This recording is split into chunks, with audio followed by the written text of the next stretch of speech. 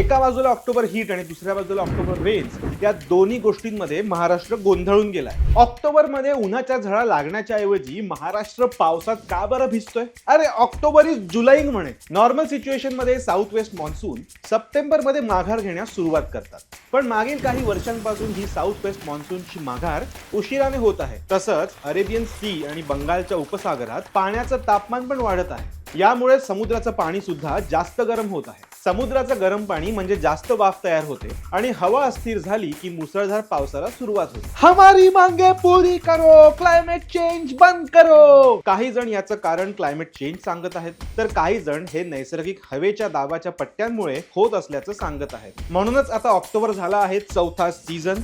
ऊन आणि पाऊस दोन्ही एकत्र. हिरवा निसर्ग हा भवतीने जीवन सफर करा मस्तीने मन सर्ग